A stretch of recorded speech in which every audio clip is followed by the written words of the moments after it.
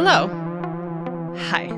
Hello. You're listening to Hugo Girl, a science fiction podcast where we read lots of books. My name is Haley. I am Amy. And I'm Lori. And we're going to try and get it together for you guys. We're going to try and get it together. We are gonna get We're it all a together. little slap happy. There is no try. I can't even say that right. Do or do not, there is no try. There we go. Okay. Do we have any mail? We have so much mail. We have a ton of mail. And if you have sent us mail or a comment or something, and I haven't replied, no one's replied, it's just because I missed it. There was a lot. So we're going to take a moment and say hi and thanks for reaching out. So Hello. we heard from, hello, hi, and thanks for reaching out. We heard from Andy Love, I believe a new listener who had some thoughts about Double Star. Apparently we were confused about the many wives of Robert Heinlein. Not surprised. Yeah, it'll happen. He might have been confused about his own wives too. And he had some kind words for the podcast. He said, annoyingly, my podcast app doesn't let me give a review for the podcast as a whole, so I'll just say it here that I'm loving it, playing one episode after another.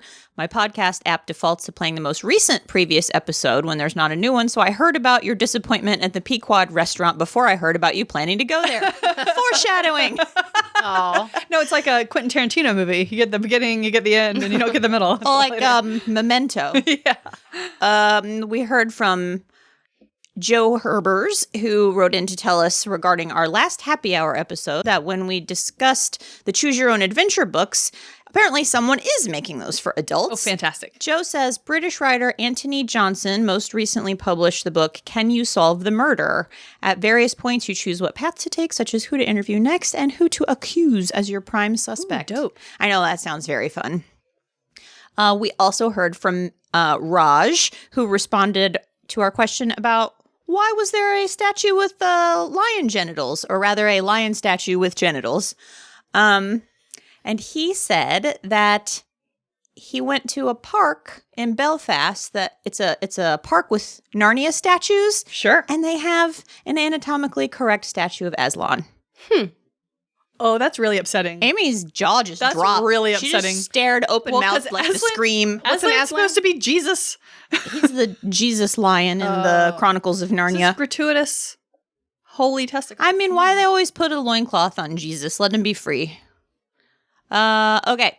We also heard from John Gardner on Blue Sky, who said he enjoyed our take on Double Star, especially our references to the movie Dave and Ignatius in Confederacy of Dunces. true.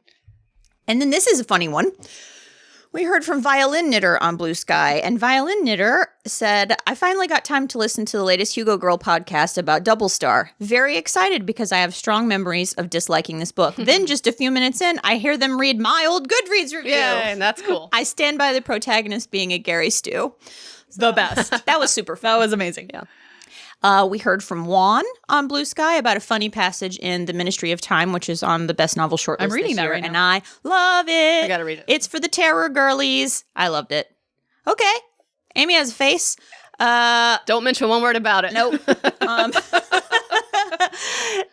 The line from the Ministry of Time says, I think male writers are often mocked for their lengthy descriptions of women's breasts, but I do think some breasts provoke them, even from me. Aw. So that's funny. And then the last one that I wanted to read, because I thought it might spark a little conversation, was we heard from Megan, who asked, what are your favorite subgenres and what do you avoid at all costs? For me, if there are ancient ruins or technology from previous civilizations that are used by current cultures, they are mysterious but working just fine. I'm all in. Is there anything that I avoid? I don't avoid things, but I love any generation ship. So, like love a Aurora generation by Kim Stanley Robinson is one of my favorites. That kind of thing is my jam. I love a weird alien. Like anything that gives me an alien that isn't just a dude walking around is pretty high on my list of good stuff. And I also like a ship that has a personality. Oh, I love a plucky AI. I love a plucky AI. That's what Aurora has both. Whether it's a ship or a murder bot or an Uncharles, which is from Adrian Tchaikovsky's book Service Model, which is also on the short list. And I feel like I stand alone in liking it better than Alien Clay. I really liked it, and I like Uncharles. And what do I avoid? I think, like, maybe old school military science fiction, but I don't want to just say military science fiction because I think Desolation Called Peace and A Memory Called Empire are military sci-fi in ways, and I really like them. And you liked Forever War. I did like Forever War. I am racking my brain. I don't think I can think of anything that I would avoid. Like if I read the back of it and I was like, nope, not for me. To me, it's not science fiction based, but there's lots of fantasy I will not read. Fairies, no. Smash them under your foot. She's got a fairy swatter at home, actually. Fairy. Even worse if they say fae. Yeah, I don't know. I can't think of anything. I think there is probably a type. I think there's probably some high fantasy I might not go for. That'd be the closest. Said the lady who's read Barbara Jordan and all of. No, I know. That's why I'm saying it. But I'm like, is that really true? Yeah, I don't think it's really true. I honestly think I might give anything a shot. Yeah, I think you will. I think you'll give most things a chance. I've never seen you just turn your nose up at something based on subject matter. Now I have to read it and then hate it. Yeah, but I mean, that's giving it a fair shake. Yeah. And then to hate it, and then to hate it while reading it. And then I will hate it with a vengeance until the day I die, and I'll not change my mind. And that's our mailbag. Got a correction corner. Hot dog. A combo correction corner mailbag. We heard from listener Adri, who wrote to us about Stand on Zanzibar and helped us get a little light bulb moment about why the Shiggies just feel bad. And Amy and I talked about this kind of offline. So, Amy, I know you wanted to speak to this. I did. I read that email, and you had already responded by the time I read it. And it was one of those moments. I read her email and your response, and I had to sit down and think about myself and what I had to, because I remember talking on the episode about I was kind of being an apologist for the Shiggies a little bit, and I think reading her email and reading your response, it was sort of like I wanted to take everything I said back almost, because one of the things you guys said was there was no point of view moment from any of the Shiggies in the book, and you basically get a point of view moment from almost every other kind of person that's brought up, but you don't get one from them. And it just tanked any ounce of credit I wanted to give him for that, because it very clearly said what he thought of them as people. Oh yeah, that's why he didn't, I would argue. And you also said something, you or her, I can't remember which one, said, they can leave their guys, but they have to find another one right away, or they don't have a way to live. And it's and that was pretty, I think, good point, because sure, they don't have to stay in a situation where they don't want to be, but they have to have some situation. Yeah, and I thought of that after we talked, and I was just kind of kicking myself for not saying it during the episode, especially as a former divorce lawyer. I've just heard over and over, well, why doesn't someone leave? And it's you don't always meaningfully have the ability to do that, even if you technically can. Where are these women going to go? They don't even have pants. They're all walking around in their chaps. Even when you break up with somebody and you both have jobs and are fully flesh humans, it's still hard and expensive. Yeah. People so if stay you have in nothing, relationships way longer than they should a lot of the times, because it's just so hard to extract yourself. Especially in cities like New York. I imagine you just stay living together. And in that world, you have a housing shortage, and it seems that their source of self-support is these relationships. It's not like I'm somebody's girlfriend and I also have a job.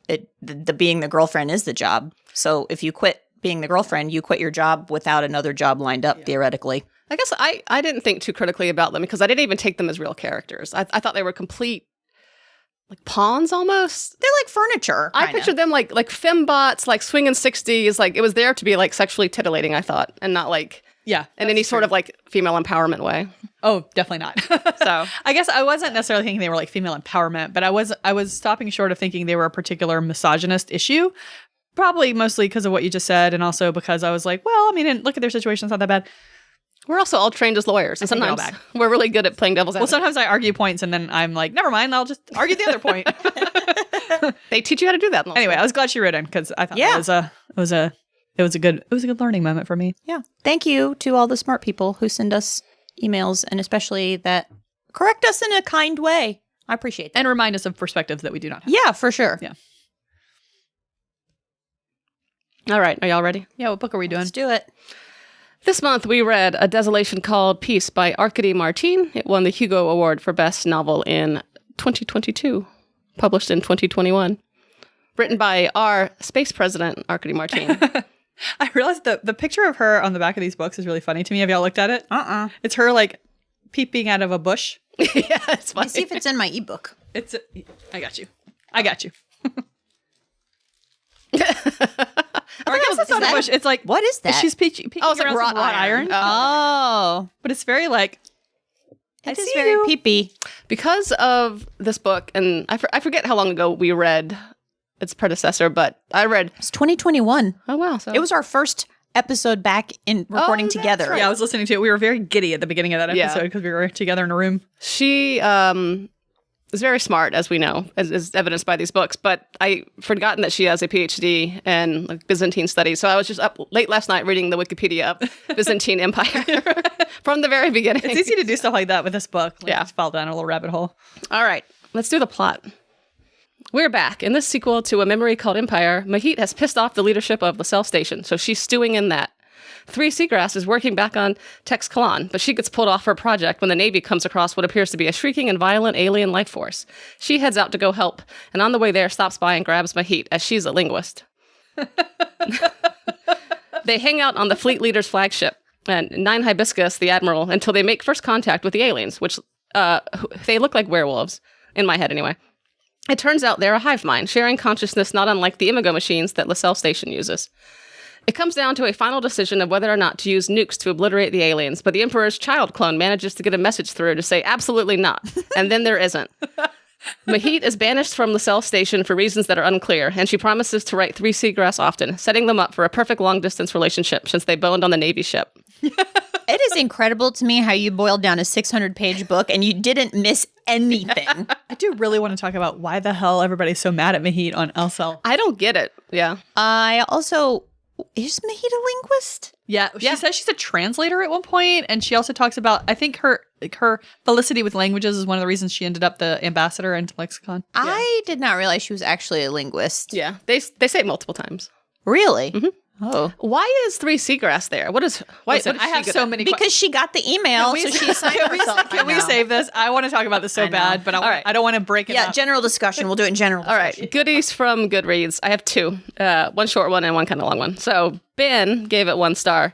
Half the book is spent following 8 Antidote, that's the Emperor's child clone, who was like Wesley Crusher, but stupider, and heir apparent to the Galactic Empire. That's for you, Amy. Thank you. I have that one. It's like Wesley Crusher was stupid. And then my second one is a really angry person named Dusty, gave it 1 star. And there's so many exclamation points. So I'm going to try and pull them across. Too much inner dialogue, not enough action. Cool action when it happens. I'm tired of the thinly veiled communism and outright feminism to the point of overwhelming majority of characters are female. It's just not realistic. I did not appreciate the sex scenes. Could have done without that for sure. I almost quit the book entirely because of that. Too graphic. Skipped over it. The second book had too many of the things I did not like from the first book. Author doubled down on the wrong elements. Ooh. I really like the passion with which she delivered that. You all should have seen her looking to the sky in consternation. Too many women, not realistic. Too many women, not realistic. I wonder if he had the same complaint for all those books that have no women. He's like, Foundation, hate it. All men, no world is like that. He's like, this book is just what life is. I would like to see if he's ever reviewed Foundation and see if he's complained about all the men. Well, we'll do some work. Well, I had the same one about Wesley Crusher, but stupider. And my other one is from Hoof in Teeth, who gave it 1 star. Like hoof? Like hoof. Hoof. Like mane and tail? In teeth, like mane and tail. Hoof and teeth. This is our pony prattle. Hoof and Teeth gave it 1 star and said, let's interrupt a very compelling first contact scene to have a completely pointless 5-page phone call with the child on the other side of the galaxy. Let's also make sure that the phone call doesn't move the story forward in any way and makes the characters look like morons. This is high up on the list of dumbest scenes I've ever read in a novel. Ever read. I mean, I would say that's hyperbolic, but like in the general sentiment, no lies detected. Yeah.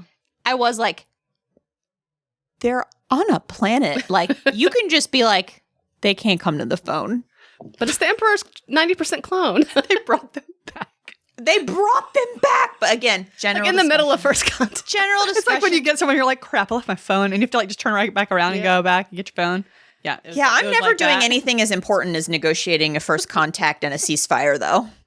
I had one short review, but I got sick of reading reviews for this book because really on the whole, people were like, it was great. Or Yeah. people were like, I didn't like it. And I didn't find much to work with personally. I had to go all the way to the 1 stars. Yep, same. I did find Will, who said, it would probably be fantastic for a sci-fi book club that enjoys heady discussions about gender norms and imperialism. That's us. I do like that. So I thought that was, so what I did instead was look up reviews of names because of this book.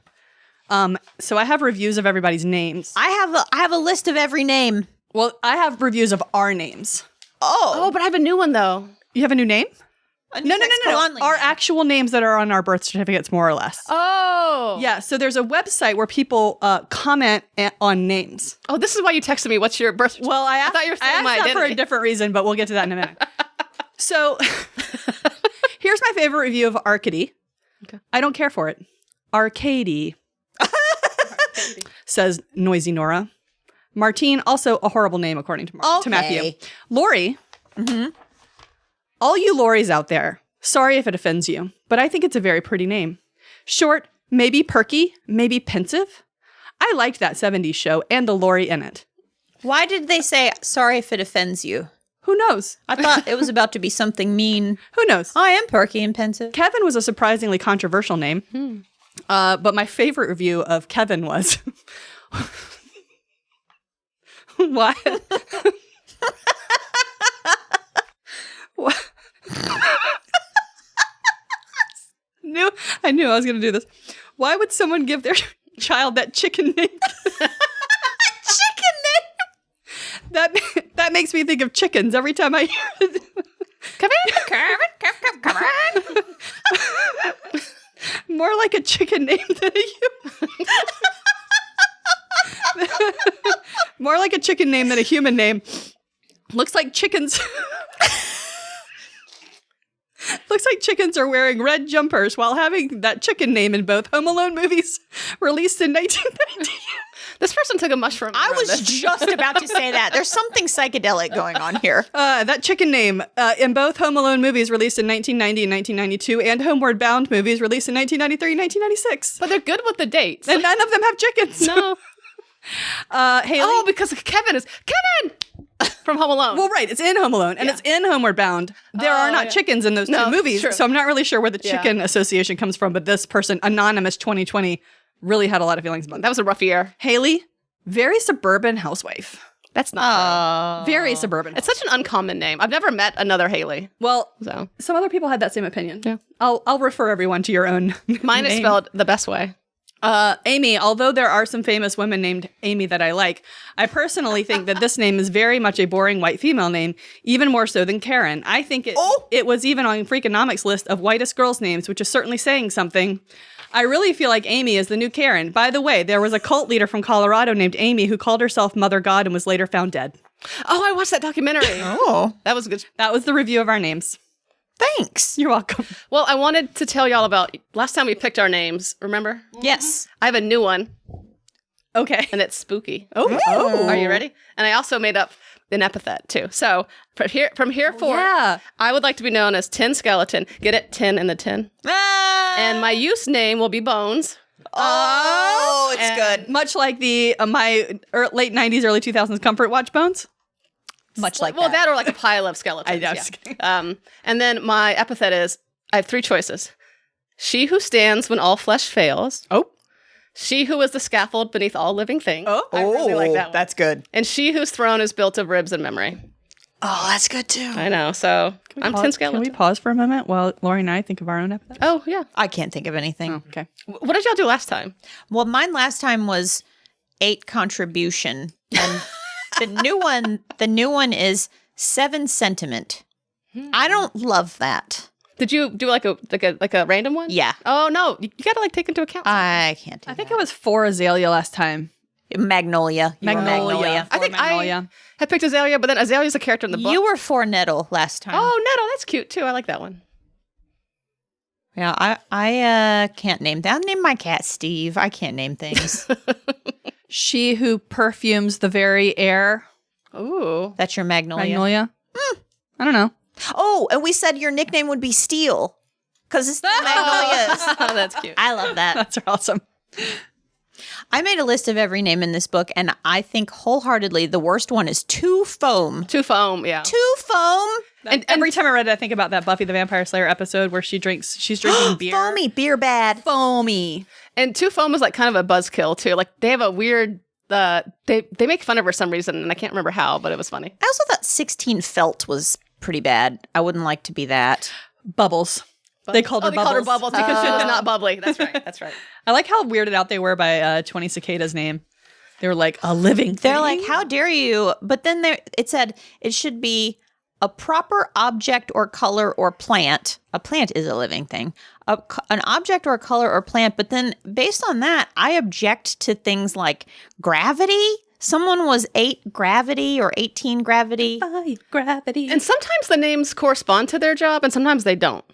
Yeah, they typically don't. 2 catenary? I mean, that's not an object. She brought back up what it was like 18 monster truck or something like that. Yeah. That's a tacky self-named person. No one would call a baby that. Yeah. There was a comment about how Kevin was okay for adults, but not for babies. Sorry, Okay. Kevin. Well, good thing you're an adult. Yeah, the names this time, I found myself having I was a little more at ease with the names this time. It's still hard. I knew what I was getting I going, like and them. I think they're fun. Well, I was thinking a lot about names, obviously, when I was reading this book, and it struck me as weird the first time we read it, but then the more I read this one, I was like, why is it weird? Everybody has a way of naming things. It's all arbitrary. It's all arbitrary. It's all made up. Yeah. Well, I started looking up. The reason I was asking you guys the other day what your names were is because I started looking up name meanings. Oh. Because people have their nicknames in this book that are related to their name, like Bubbles. They're cute. They're so cute. So I was trying to think of what our nicknames would be if we had nicknames according to the meaning of our names. Which was what the road I was going down when I was asking you guys about that the other day. I like 16 Moonrise because it sounds like a My Little Pony. True. And my favorite one is 30 Wax Seal because I wondered if it was a little homage to This Is How You Lose the Time War with the pun with the wax seal and the whacked seal. Oh, and I mean, maybe it's not because they like wax seals in this, but I like to pretend that they're all friends and it was a little homage to Time War. Well, she does actually, because I'm the kind of person who reads the acknowledgments. She actually shouted out one of the authors of How to Lose the Time War. It was Amal, right? Yeah. Yeah, and she hyped one of his books, or Her. Yeah. no his. Oh, it was no, it's not Amal. The other Max one. Gladstone. Yeah. So she did shout him out. So who knows? Oh, cool. You could be right. That's my headcanon. I like it. Can we talk about whether 3 Seagrass was good at her job? Well, I want to know what her job was. Like, What is her job? Her job was to be the barbarian, handler before, and then she gets transferred because of everything that went down. Now she's an undersecretary. Yeah. And what I understand that to be is a person who receives emails and can assign tasks to herself. I just don't know why they would pick her to go to the front lines of first contact. No one picked her. She picked herself. She know, but like that part of the book was confusing to me because she just like, well, I'm going to go. And they're like, see you later. Mm-hmm. I think that's right. She It's basically confusing. assigned herself a job, went on that job, and nobody seemed to know or care that it was really important. It seems really important. Yeah. Yeah, it just seems like in a world with such bureaucracy, it would have been harder. in a world I agree with you. bureaucracy. Yeah, I don't think it's worth trying to understand that because I think it just is. But it does. It bothers me because I think it wouldn't bother you. I just don't think you should try to understand. No fair. But Arkady here has created this world in which Tex Kalan is like a very structured hierarchy, right? Yeah. And they rule with an iron fist, and they are the world, right? So it seems, I guess it's possible you could have so much bureaucracy that you can't keep a hold of it anymore, which is maybe the point You she's could slip making. through, for sure. But there are so many rogue Tex Conley in this book That's that true. it seems like she's undercutting her own world building, which is the reason it bothers me. It's like, would this person really be able to get away with this? Or are we supposed to believe everybody knew she was doing it and they were letting it play out? I think Or is this interaction with the aliens seem like a really big deal because we're reading this book, but in reality, like Tex Kalan does this all the time? and they just like to kill people. They're like Rome, right? Like Yes. that begs the question, and a lot of people I saw on Goodreads were like, do you think this book needed to be written? Some books need a sequel. Empire Strikes Back needed a sequel, I think. But Oh yeah, I don't think the first book needed a sequel. yeah. I mean, I enjoyed it because Personally. I like to hang out with 3 Seagrass and Mahit. I thought that was fun. me too. So I didn't like hanging out with them Oh, really? in this book. I love 3 Seagrass. I like how she just barges in and does the thing. And I think it's cute. I guess like her. I don't know how to say that. I don't want to. I also like the characters. Like I don't Okay, if you didn't like it. I don't want to take that. I don't know if I feel that strongly. I guess it's just they were bothering me because they were so fake it till you make it in this book that it took away from my impression of them as professional and educated individuals. I think in a lot of ways, some of the stuff that happens in this book is not credible. Maybe that's where I'm at. Yeah. And I just chose to go, well, they're cute. I mean, I had a good time reading the book. I wasn't. Yeah. One of my favorite sayings recently when it comes to sci-fi is it's on Reddit a lot, and I'm on a lot of Star Wars subreddits, and there's a lot of big nerds that are like, why would the bombers be designed like this? And there's a famous quote from Harrison Ford being asked the question about Star Wars, and he doesn't love the Star Wars world, and he just goes, it ain't that kind of movie, kid. So I think you have to be able to, I think it's a testament to how strong of a writer she is when in many parts of this book, that the ones that don't work, you're like, but everything else is so good. Yeah. Oh, agreed. Listen, this woman is brilliant. She's brilliant. She has created a really impressive world. Oh, absolutely. Which is why I think it bugs me when some of the stuff she does seems to not work within the world she's created, right? I think that's fair. I think some of the plot problems are not worthy of her, maybe is what I mean. Something like that. Yeah. I wonder if I enjoyed reading this book. Like, it was very long. And I know we say every episode that she could use an editor, blah, blah, blah. But, like, this book is too long.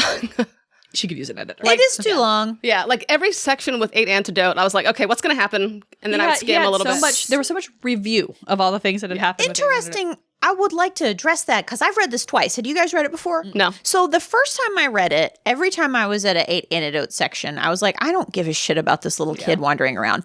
And oddly enough, this time I was like, well, I need to pay attention to it because I'm reading it for the podcast. I always try to pay better attention. And I actually enjoyed it. And I think I didn't hate it, but well, I just really was like the first time I read it. And this time I was like, yeah, what's going on, man? Let's go figure something out.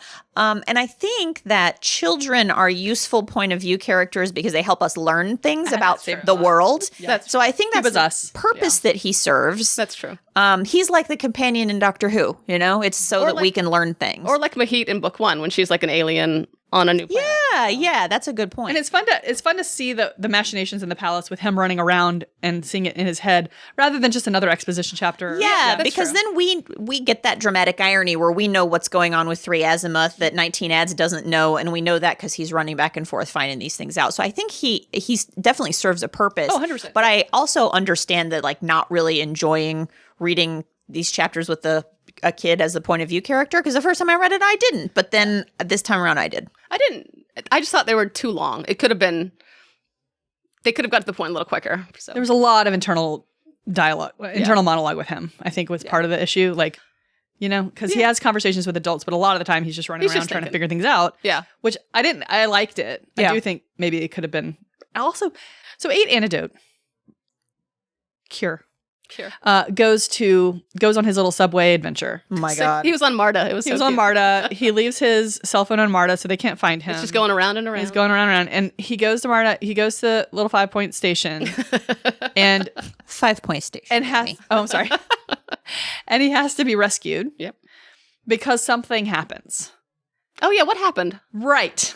There was like an explosion. This bothered the crap out of me. Oh, I forgot. They never tell you. So I think it just shows that like the world's kind of unstable. So it either gets like, so they have this subway station that's run by AI and it's perfect. It never fails. Everything's great, right? No problems. And then for whatever reason, the day he's there's a bomb or a derailment or something, and he has to be rescued and it's all very scary. But that's right. But we never find out what that is. What was it? Yeah, because he spends a lot of time worrying about, was it because I was out there, someone did. Which maybe it was. Did a terrorism because I was out there unattended. Which maybe is what we're supposed to think, but I think it's just random. But what is this uprising? Who's uprising?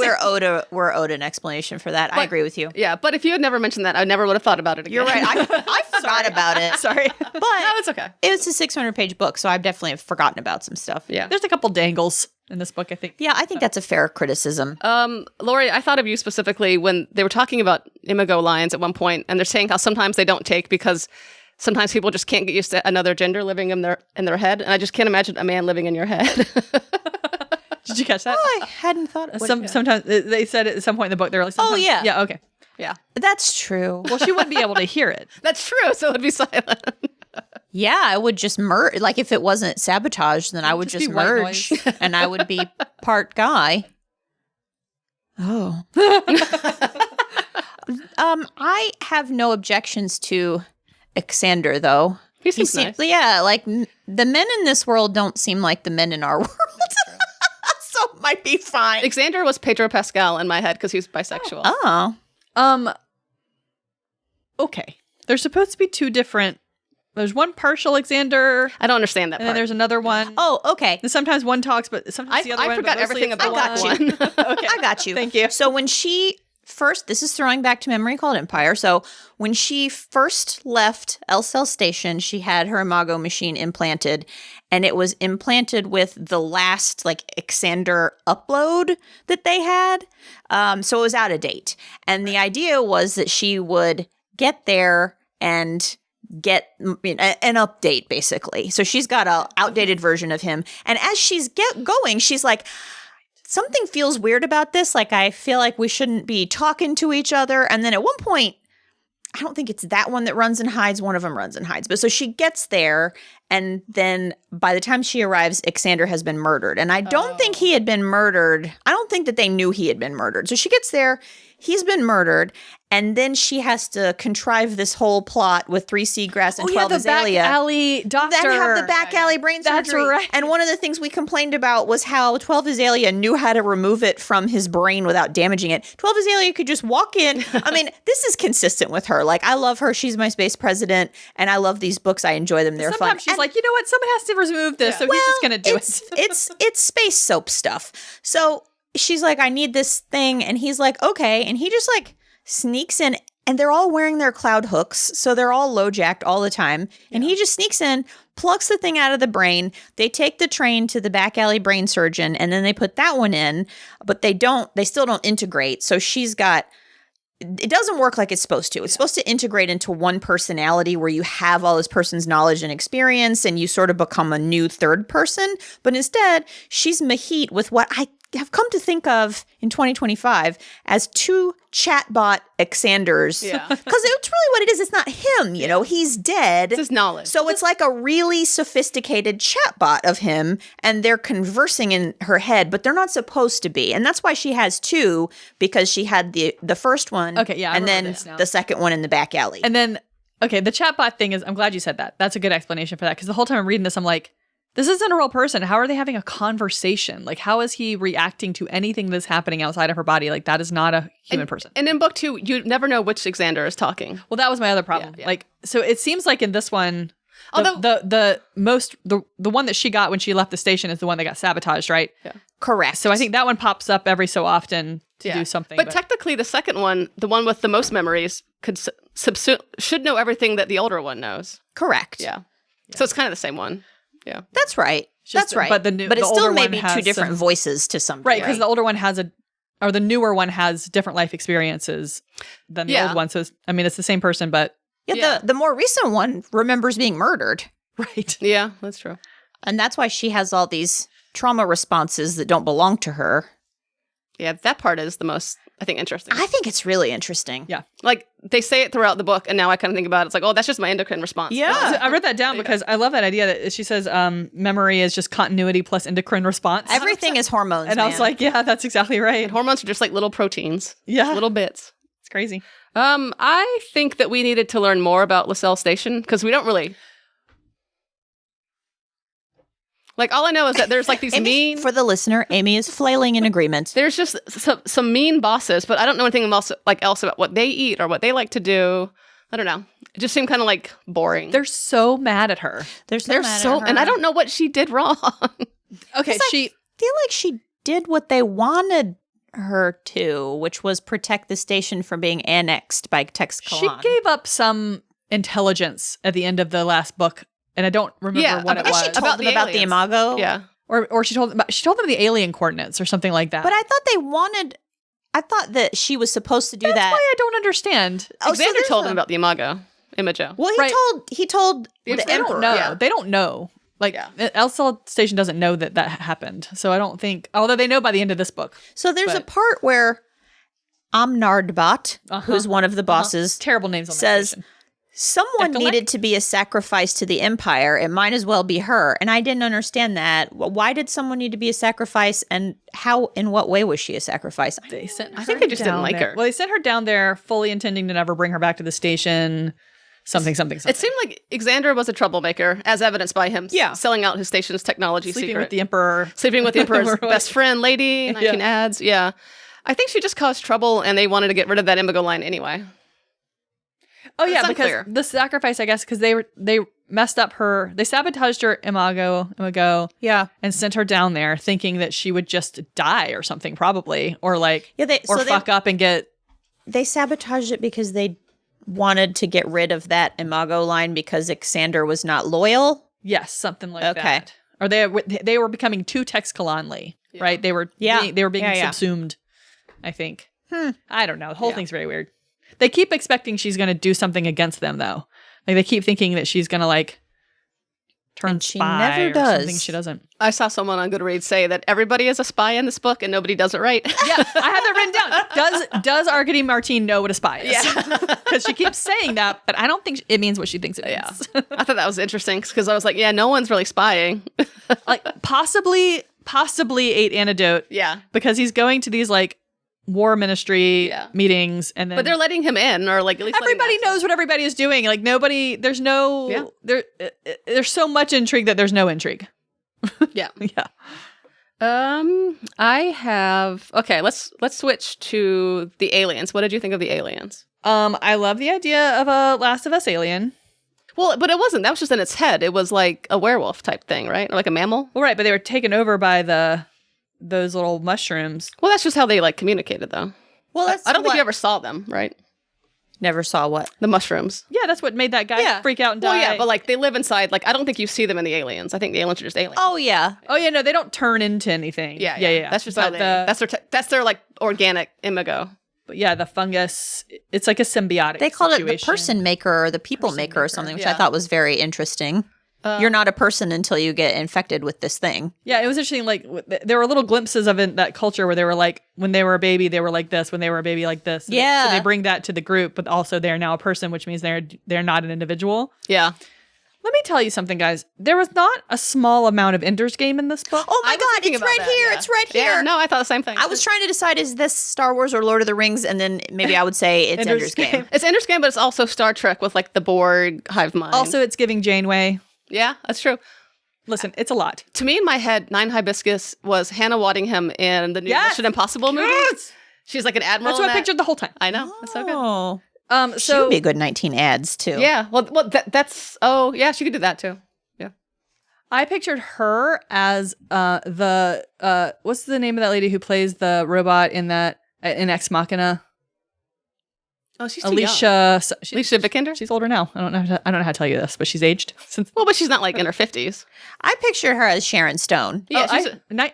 To me, the ads lady wasn't that old. To me, she was in her 50s. Oh, yeah, me too. Oh, interesting. I mean, not old, a mature woman. Because she mentioned knowing the Emperor for 30 years. You know, like roughly our That's age. true. Yeah. Oh, yeah, and she was like in that picture with him when she was like 20. Yeah. Good point. Okay. Alicia Vikander might be 30. So, yeah. But she's cute. She's not old enough if that's how she. Anyway, so the person maker turns these wolves into this hive mind, which is being fought from afar by a child who we see naked a lot. Well, so it's Ender's Game. Yeah. To start even earlier, what are the aliens like? Are the aliens just being mean? Are they just attacking? So this is one of the most interesting parts of the book, right? So the aliens are like this civilization doesn't speak language, what they called language, which I think is what they were doing inside their head. Therefore, they were less than people. Therefore, it's okay to do whatever we want. We humans were like, they're barbarians. They don't speak English. They don't do what we expect them to do. So it's okay for us to do whatever we want, right? I think that's part of it. I think Texcalan got mad because they were attacking. They attacked Palo. But Texcalan does this to other people too. Well, true, but I think usually the person that goes first is the one that's more guilty. Well, Well, that's what Texcalan is. I think the aliens don't think of what they've done as attacking. Right. Because they showed up on Pillowa 2 and they were like, oh, these guys can't talk. They're like bugs. Right. You know, I think to them, they were stepping on bugs. Right. which is kind of how Texcalan treats other societies. That's what I'm saying. Like, Yeah. Insofar as they call them barbarians, like they call every other human a barbarian. And I'm a little like, we're still doing this. I just thought it was a really interesting question. Like, who's bad in this situation, right? Like, I these think that's two, the point. Yeah, and you're right. Which is, sure it is, but it's still interesting to think about. It's like these two opposing behemoths come together. Like we're the butter battle book. We're seeing it from the point of view of Texcalan, so it's like we're kind of rooting for them, sort of. But if you even step back for 2 seconds, because a lot of what they talk about in this book is all of these various militaries peoples, what they've done on other colonies, right? The atrocities that they have wrought on other colonies. So at some point you're like, oh, I don't think I'm rooting for anybody in this situation. I've just been Texcalanly pilled, so. But they're no better. Right? Oh, I know, but like for some reason, in some ways they're worse because they know that like they may have convinced themselves that whoever they're attacking is a barbarian, but they know good and well that that these are human people, with cultures and you know. But does that mean that if they ever get attacked, they're never justified in defending themselves? Nope, didn't say that. Yep. I was just like, it's just hard to know who to root for here. Like it's hard to feel bad for Texcalan in this situation because they're getting as good as they gave, right? Yeah, I felt bad for them. Do I want their civilization wiped out? No. I mean, those are also people, right? But it's like, it's just an interesting thought process to go through. Like, well, they get a taste of their own medicine and they don't like it. They do not like it. They do not like it. They said, I'm in this picture and I don't like it. Block and report. And and their response to this wasn't just like, let's have a space battle. It was, let's nuke a planet, which is a big response. That's true. That's a big response. It's hard to get behind that response. It's funny how it seems more real here than in Star Wars, which also has nuke a planet and destroy it completely. Yes. Yes. So, in Star Wars, it was kind of like cartoony or comic booky almost. It's something, I guess maybe the idea of nuclear weapons, or like maybe we never really thought about the people on Alderaan. I don't know. Well, and I think by the time the plan to nuke the planet was in motion, there was an inkling of this is like a hive mind sentience. Like even somehow this 11-year-old has he scooped everybody. He's put it together. 20 Cicadas kind of putting it together. And then there's the one person. Poor 10 Rainfall or whatever his name was. Yeah, 6 Rainfall. Yeah, 6 Rainfall is like, wouldn't it be funny if there was like a mushroom hive mind? And then just sort of goes about dusting or whatever and is right. Yep. And the shard pilots are like a hive mind. So there are 3 hive minds in this book. And Sunlit. Yeah. There are 4. Yeah. There's a bunch. Sunlit, shard pilots, Imago, wolf mushrooms. Mm-hmm. Who's the other one? Shard pilot, Sunlit, Imago, wolf. That's 4. That's 4. Yeah. So 4 hive mind. We have this version of humanity going on, and then we have this other thing happening where people are like, well, if I can't talk to them, then they don't deserve my respect. Yeah. Which is wild. Well, and I think sometimes it's not even so much do that. They don't deserve my respect. Like when I walk in your front yard and step on an ant, I'm not doing it on purpose, but I don't even think about it, I guess. Which is, to go back to Ender's Game, that's exactly how they describe the Formics. They say they just thought they show up and they kill a few humans, and that's just them being like, we're here, we're in town. And then when the wolf people, when 3 Seagrass and Mahit Desmar, despite their best efforts, figure out how to talk to these people, they're like, oh, wait, what now? They can talk now? What now? And then they're like, okay, we'll go chat on this planet, this desert planet. We'll go to Tatooine and chat. Yep. And they, to their credit, stop. Well, their fighting is still going on, I guess, while they're talking. It's a little bit unclear how much fighting is going on. Yeah. But they're having these, like, funerary rites all the time for people dying. Yeah. Anyway, well, the funerary rites were for the thousands of people on Paloa too, and it took a long time. Well, it keeps going though because they keep losing pilots because they keep fighting. That's even when you're right. Antidote sends his little thing out, people are still. It goes back to every person who's ever died for Texcalan. Right. Yeah, which is wild. Wait, what?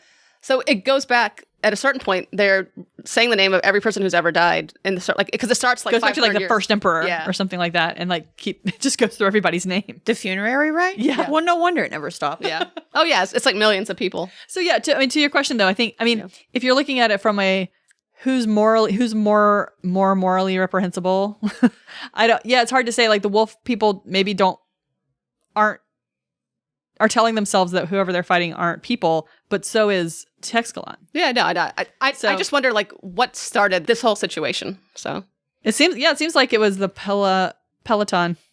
Nope. Well, they whatever that planet was.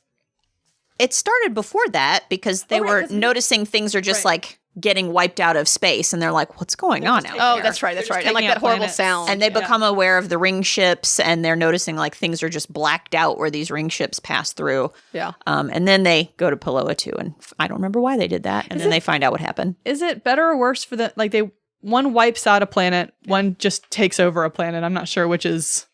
Well, the interesting thing is that there's potential for these. I mean, they don't get a name. These beings. No, they don't get a name. To do the same thing because obviously you eat a piece of their fungus, you become part of them. You're assimilated. Yeah. So it's not. They have the potential to do exactly what Texkalon is doing. And they might have done what Texkalon. We don't know. Oh yeah, now they figured that out. Yeah, is there a planet full of wolf people that would have been their own people, but now they're mushroom people? Yeah. It's interesting that she didn't name them for someone who's so obsessed with names. Yeah. I wonder if I'm supposed to do more othering, like, because that's the whole conceit of the book is who do you other and who do you not other and why? The sound they keep talking about that like makes them throw up so often. I was thinking of, we recently rewatched the movie Ghost, and there's a sound when the demons drag the bad guy to hell, and it's like, so that's the sound, and it would make them throw up.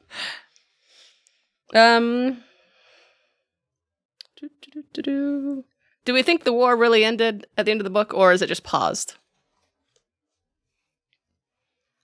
I think they're probably going to stop fighting each other. At least a stalemate type thing. Yeah, because you've got 20 cicadas, so I think they can meaningfully communicate with each other now. That's true. And it seems like as soon as these guys are like, oh, your people, we're so sorry. I thought you were I think we didn't realize. And now you have the heir, the emperor to be, who's like, abso-fucking-lutely not. And it seems like there's some degree of respect for that. So I think they might be okay. But I'm 7 sentiment, so I might just be too optimistic. They might just be neighbors. Too optimistic. I don't know. Texkalon has that whole need to subdue. Yeah, so- how are they going to do that, though? I think they So- may have met their appropriate match It's to just- stop doing that Because shit. they can't take them over. Like, in a way, it feels like they can't take them over unless they are willing to accept that mushroom thing.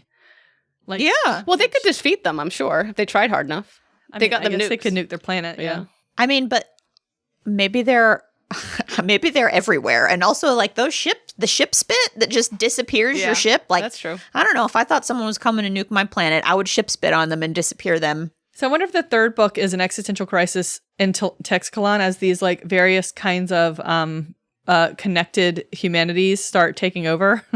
Yeah, and like that's true. Texkalon is like fighting for individuality or something like that. Oh, also, they already cooperated in the murder of 16 Moonrise. Oh, sure did.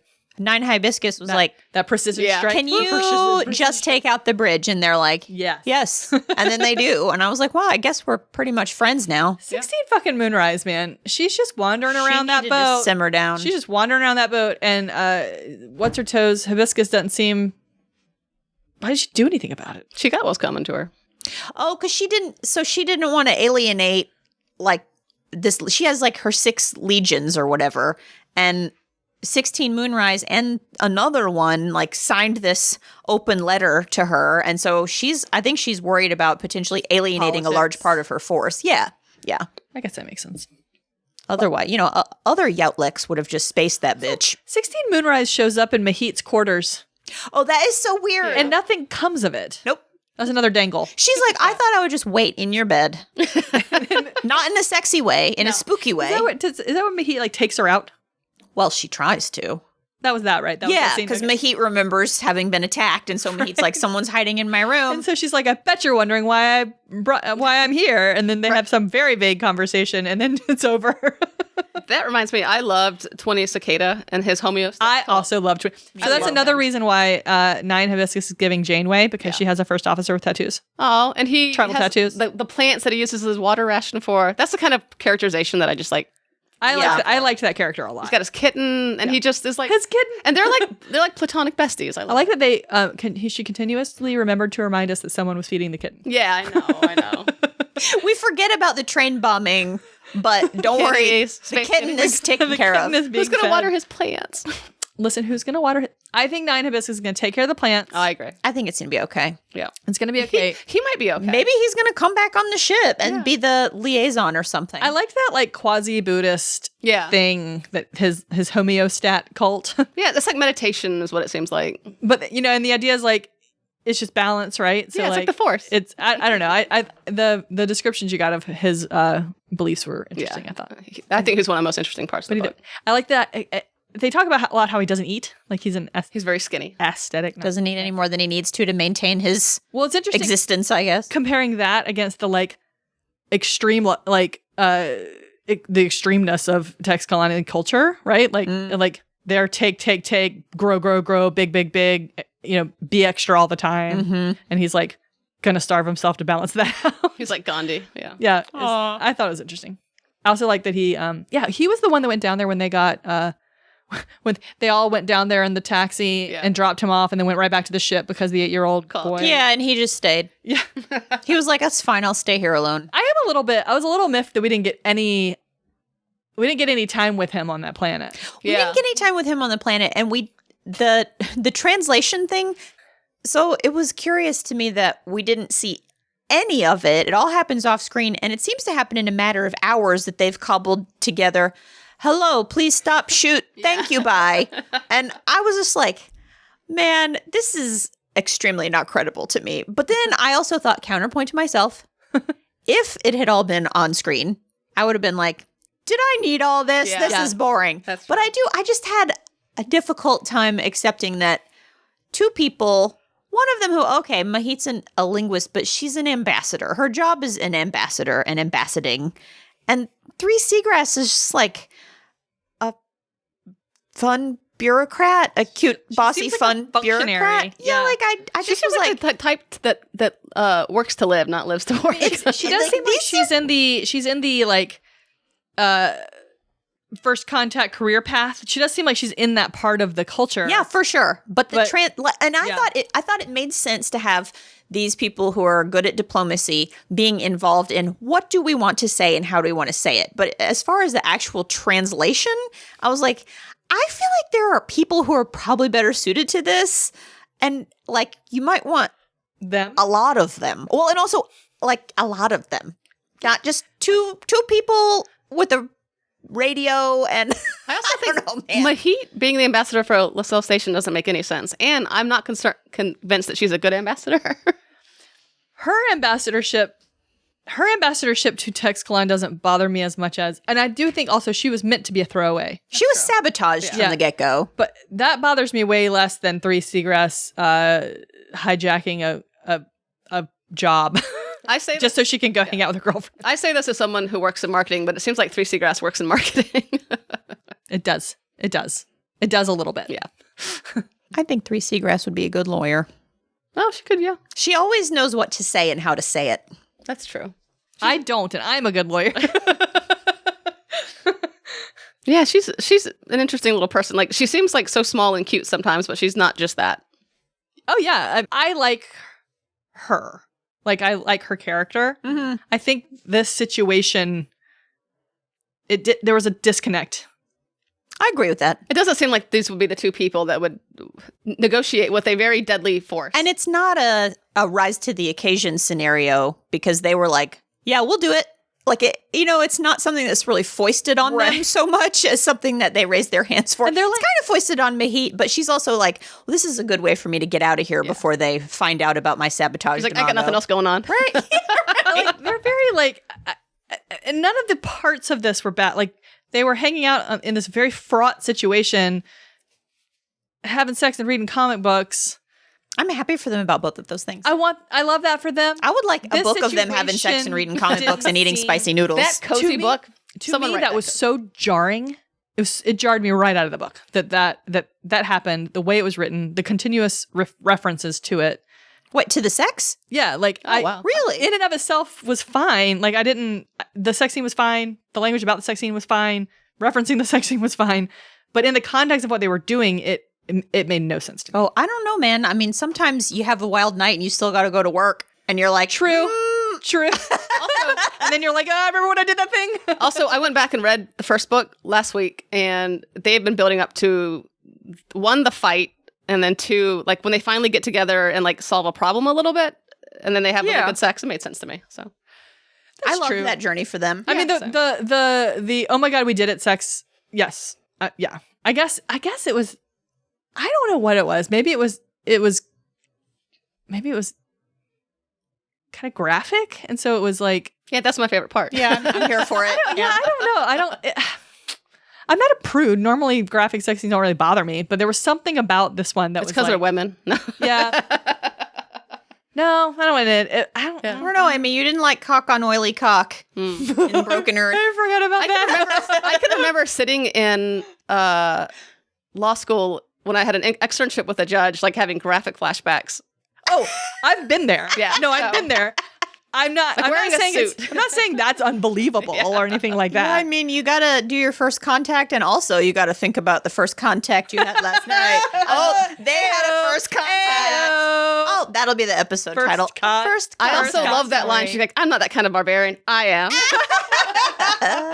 It's nice to see a gay sex scene written by a gay person. It's Yeah. Oh, I bet. Yes. it happens so rarely. Yeah, I'll get over it. I don't know. I think You gotta like it. It's okay. yeah. Oh, It was not the only tonally jarring thing in this book. Like it wasn't just the sex scene. I mean, the only thing I want to say about that is that I think that is realistic in the sense that when you are sitting in the seat being a clerk to a judge in your suit, it is tonally jarring to your day. That is absolutely to be like, you are 100% correct. remember when You are. This happened to me the other day. No, you're 100% correct. I maybe just need to rethink it. I also have a fun quote. Speaking of lesbians, Yay. what's a nice envoy like you doing with a jacket and trousers set like that? I wrote that down. I was like, oh, she's a jacket and trousers lesbian. She's a notary public. She's a jacket and trousers They lesbian. think just because 3 Seagrass is tiny and has long hair, they think she's straight, and I don't appreciate it. I'm offended. It's Pride Month. It was nice that Thrifty Grass, when they were hooking up, was like, I don't know if you like my gender or my sex. Oh, yeah. There were a lot of things like that in this book that I liked. I didn't know if you liked my gender or my sex. There was references to they were talking about people being male-bodied. Yeah. Yeah, I liked that phrase. I hadn't heard that phrase before. I'm sure that's everywhere, but I haven't heard it before. It's because woke. I just liked that phraseology. Yeah. No, it's nice to like not assume everything. That's a big part of being and like advanced. Or to just like normalize referring to things in certain ways. Yeah, and Night Hibiscus liked her women masculine with a little more flesh on them. I don't know. There was a lot. If you haven't Google image searched A Memory Called Empire fan art, it's really because there's really great depictions of Mahit and Seagrass, and they're very cute. Never think to look up. Oh my God, I do it every book we read. I know, and I always think it's such a good idea. They're so cute. There's also some beautiful portrayals of 19 ads. I bet. I'm going to look it up. It's good stuff. What do you guys think about the scene in which 8 Antidote goes to the post office? I have LOL learning about the postal routes. He's just like having the summer of his life. But it's also, he's having his little internship. Yeah. He's like. But I also want to know, I know he doesn't have parents because he's a clone. He's got a legal guardian. The Emperor's sister, Kresh sister, 8 Loop, is his guardian. Did we ever see her? No. So I said, my note right here says, but like, where is she? Deadbeat dad. And my next question, who loves this little boy? Yeah. I mean, he really is like a pet or something. He talks so much about how he doesn't know what other kids And do. I know he's like very smart and he has lots of tutors and a lot of Who hugs him at freedom. night? But yes, like children need more than an education. Do we know where he came from? It bummed me out. A test tube, man. egg. But he like- was decanted. But like, at what point was he? Because like the Emperor, because I forgot. 11 years. He's 11, so I think he was decanted 11 years ago. And so he was growing. And how old was he when the Emperor committed suicide? Like 11 still, or?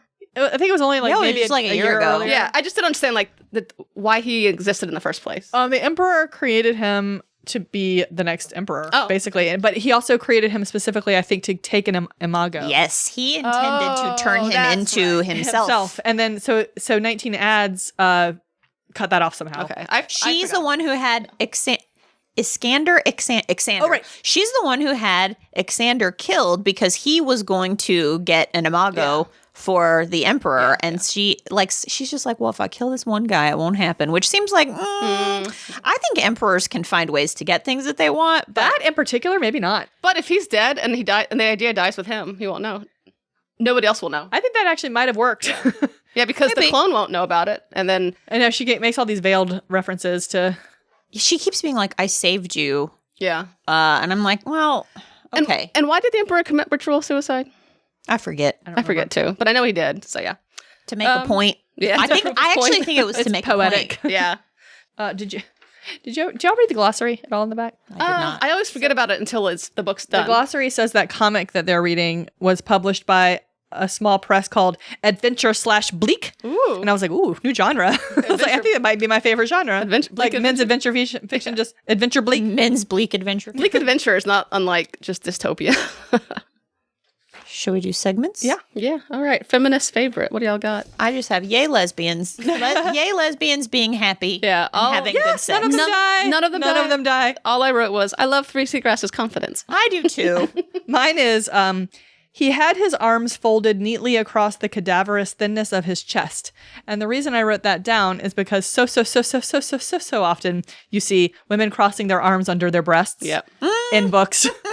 So I felt like this was the feminist version of that. It's cadaverous. Maybe that's boob talk. Damn it.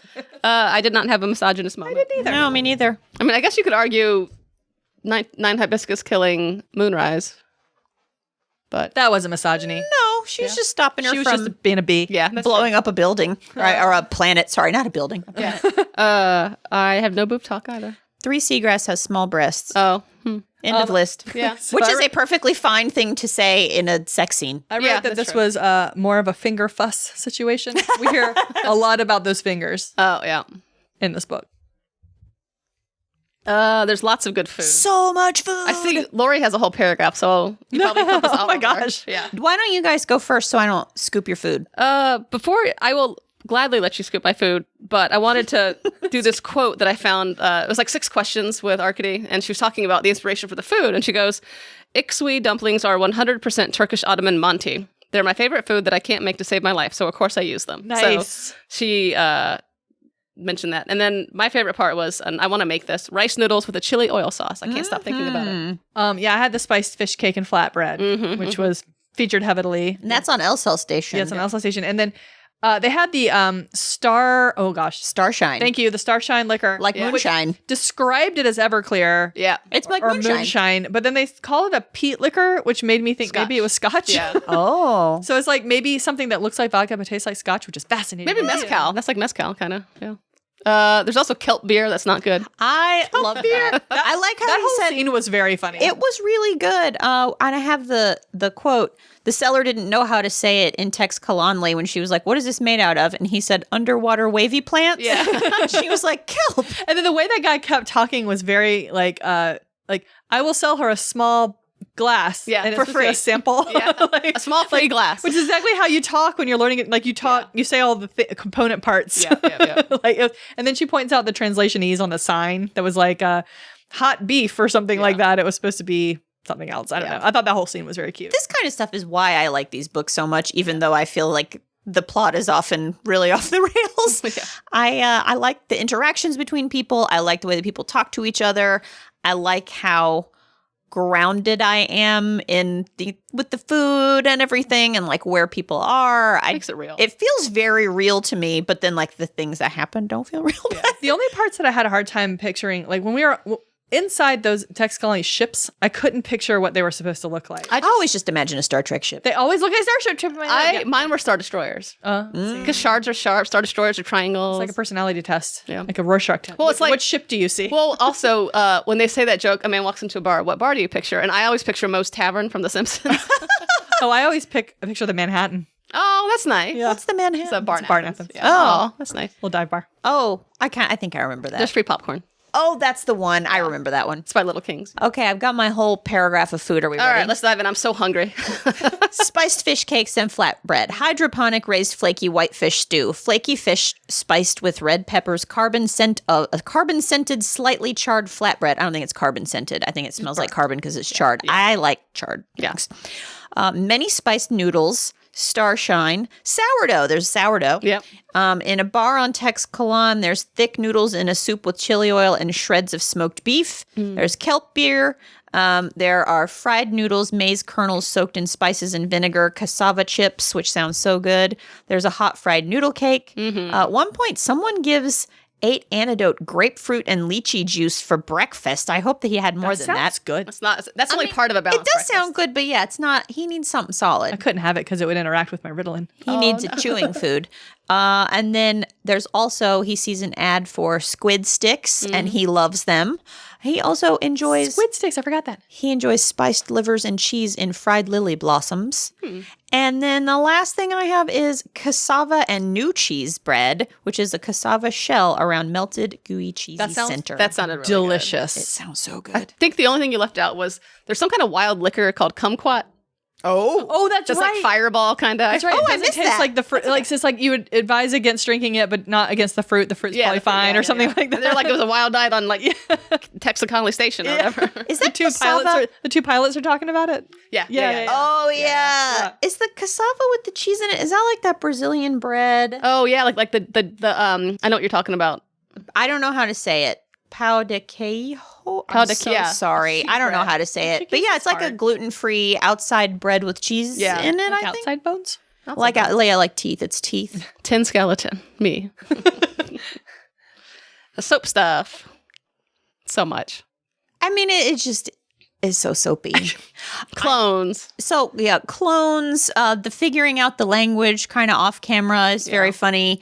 There are moments that are so soapy, like 16 Moonrise being in the bedroom for no reason, and then the other bedroom scene that I meant to mention is when 8 Antidote wakes up and 19 Ads is just standing over him, and he's like, Hello. "What are you doing in here?" And I Hello. can't remember what she says to him, but I remember his reply. He goes, "I'm 11." This isn't right. Like, he seems to be the only person who makes any sense. He's like, bitch, I'm 11. Like, you need to leave me alone. I'm not the emperor. One thing I thought was really cute when we were in his scenes was when he would like figure something out and he would go, I have to remember that for later. Yeah. You know? He's such a He would kid. like file it away. It was really cute. It is a smart thing to do also, to realize, like, this is important. Let me fix it in my mind because Yeah. there's a lot going on. And so I think it's actually a really smart thing to consciously make yourself do. He's a smart little clone. He is a smart little clown. I kept thinking of 19 Ads as the lady who played Mrs. Robinson in The Graduate. It's like, are you trying to seduce me? Like, just like very like stern and severe. Excuse me, Mrs. Robinson. I'm 11. Yeah. She wasn't, by the way. If you haven't read it, she was not doing that. There was nothing She's like that older. going She was on. just like wanted to talk to him, and it's like, could you wait till tomorrow? He's 11. And I like that Yeah. he was a troublemaker. But she's like, I'd rather you be interesting than dull. So, That's true. I mean, that's another thing that doesn't necessarily ring true to me, that he countermanded her order as emperor, and she's like, well, I like a little fire. yeah, you're fine, kid. Do we think she let him send that message so that he would seem like benevolent when he was in power? I'm just going to go with yes, because that makes it less dumb. Because okay. I mean, because there's a big plot point we haven't talked about. Yeah. Which is that 8 Antidote saves the day, but the Emperor was trying to let them blow up that planet, but he countermands that, or like convinces the pilots to destroy the message so that his message gets through. Well, I wonder who has seniority. Right? I would think the regent would. I would think for that sure, too. yeah. So like either they didn't know he was doing it, which seems insane, Yeah. or they let him, which could be a machination I could get behind. Yeah, I mean, the book seems to show us that just no one knew, but the whole idea of the emperor's heir just not having like a constant minder doesn't make a lot of sense to me. It seems insane. I guess we'll never know. Yeah, we won't. I know we won't. We won't. Oh, well, all right. I wish them well. All right. Did you like the book?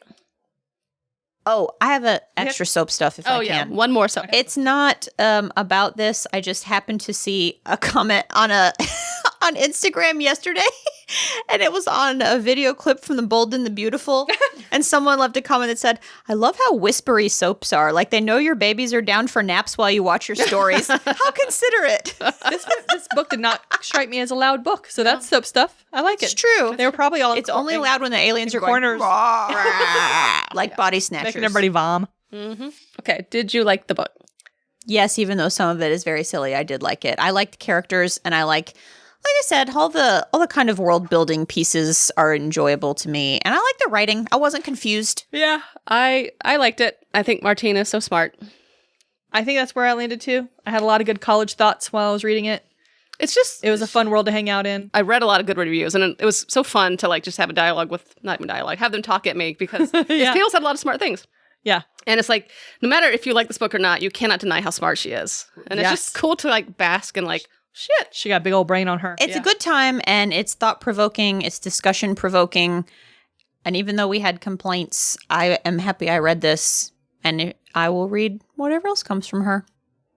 I Absolutely. did look up to see if she was planning a third book, and it doesn't look like she is. Yeah, I don't think so. Oh, it's just a duology? Yeah. That's what it seems. She says she wants to write stories take place in the world, but she doesn't. Not boo.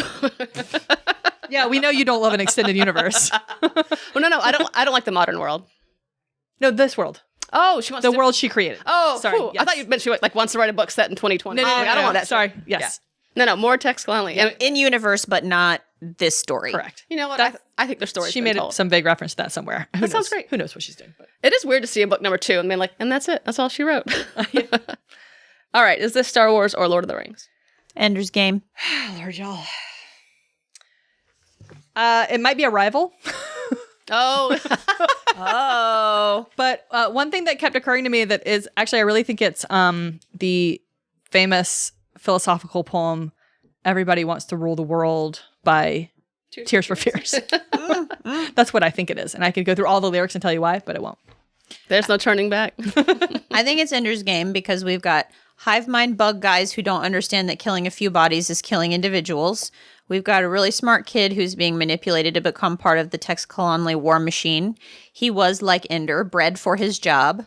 Unlike Ender, he sees the writing on the wall, grasps their intelligence, and saves the day just in time. So he prevents the planet from blowing up. So I actually think this is like a reworking of Ender in a way that is much kinder to the child. Yes. 2 game. No. I think it's Star Wars because there's an evil empire. There are X-Wing pilots. There is Tatooine. And there are space stations. And there are Star Destroyers. What's Tatooine, Paloa 2? Yeah, the desert where- planet, The desert yeah. planet. Yeah. Yeah, it's everybody. You could also argue that wants the werewolves are a species in Star Wars called the Shistavanen, but that's getting into the Oh, weeds. hello. And that's all she got. What's coming up next time? Diamond Age? Yay, Neil Stephenson. Yeah. I have never read anything by Neil Stephenson. One day I want to make y'all read Seven Aves one day. I think I tried to read Snow Crash and bounced off of it, He's a great writer. I love him. but I was younger then, so we'll see. We'll see. Younger than I am now. All right. Anything else? See you on the flip side. Bye. You go, girl. You go, girl. You go, girl. A hilarious podcast. When I was at church as a youngster, I would sit down in the church part, and my mom was up in the choir loft behind me. I'd be cutting up in church, and I could feel it when she started looking at the back of my head when I was being bad, and I'd turn my head around, look at her, and she'd be like, Mom voice. With through her eyes. You got to act right in the house of God. That's what Kevin just did to us. Well, I'm sorry. Amy gave weren't- me we double weren't- middle fingers, and it was too funny. We weren't acting right. You weren't acting. Got to act right. We're acting up.